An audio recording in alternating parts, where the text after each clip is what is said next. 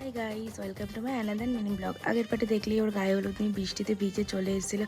আর যারা আমার আগের পার্টটা দেখোনি তারা অবশ্যই গিয়ে আমার আগের পার্টটা দেখো।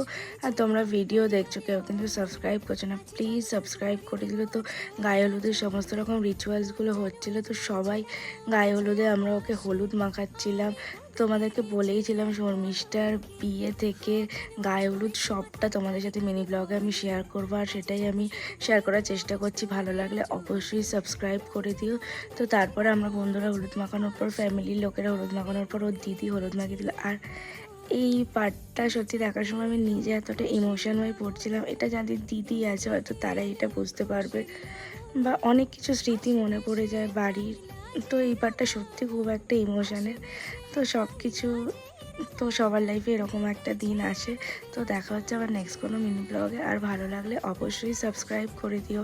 টাটা।